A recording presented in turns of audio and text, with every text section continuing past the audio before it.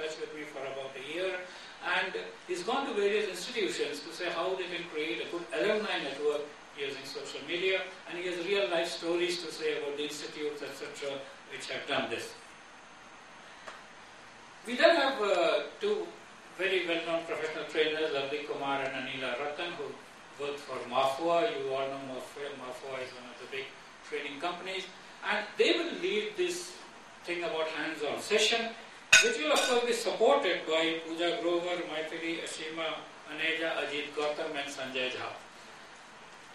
While as professional trainers they wanted to be very structured, etc., and the outcome defined and so on, we want it to be a little open-ended as well. So it will be some kind of a thing where they'll first make some presentations of what can be done, what is done, what do you do, etc. And then of course let hell loose and you try various kinds of things and do things. And then towards the end of it, I'll see that you should all be reasonably excited about it. Vivekananda some 100 years ago said something very interesting about Indian resurgence. He said, give me 100 young people and I will transform India. I think we already have about 100 people who are ready now to transform the world, because we are no longer looking at India, we are looking at the world, because the new challenges are global challenges. I mean, we need to understand how 10 billion people can live together in a planet, preserve the planet, sustain the planet. Don't look at historical borders that were created because of geographical, political reasons, but really try to do this. And some of these things, of course, we'll talk about tomorrow, because we have a person who will give a special thing on the carbon economy and matters of that kind, because as I said, tomorrow we are talking about educational matters in general. But clearly the challenges of the world today are common like this.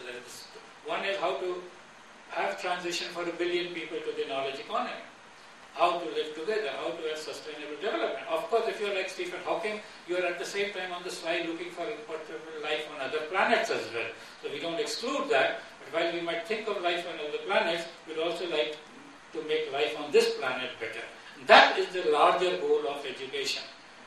There is a university called the Singularity University, which is promoted by promoters of Google and others, who are trying to address themselves to this question. So, the point which I left unanswered is, what is the most important aspect of social media and education? I'll stop at that. You know, I have been a professor and a lawyer, so I can go on talking for hours and hours, but we have very eminent people also whom we want to hear. You see, one of the most important things, there are many other things which incrementally improves and augments, creates an engagement, etc. But I think the one transformational thing, the one thing which is missing from our present education system, is that it helps us collaborate and cooperate. Our traditional education system is towards individual excellence.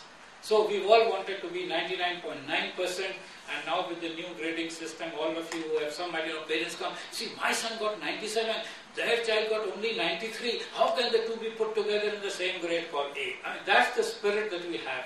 And even the Supreme Court says, on a test which is meaningless, if somebody gets 429, he's better than the one who got 427. And that's what the Supreme Court lays down as law. And this is true. So the fact of the matter is that we need to learn to cooperate. We learn to collaborate. And I'll just share with you a story which I picked up at one of the seminars I attend. I spend most of my time attending seminars, either listening or talking. There was this professor who talked about the tendency of people from India and Asia, South Asia at least, to plagiarize. And he said, I realized that this is inadvertent plagiarism. It is not deliberate plagiarism. Their whole training has been to repeat things exactly. So if they were from, let's say, a scientific training and maths background, then like me, they will be able to tell you that pi is 3.1415925, E is 2.7188128, whatever. Log pi is 0.4972, square root 2 is 1.414, square root 3 is 1.732, all kinds of formulas, equations. And if they're in the arts, they'll tell you it was the best of times, the worst of times, the age of wisdom, age of foolishness. They're in politics, they will tell you in the words of Lasky, such and such, in the words of such and such, such and such, and so on. Now he says, I realize this is part of the training.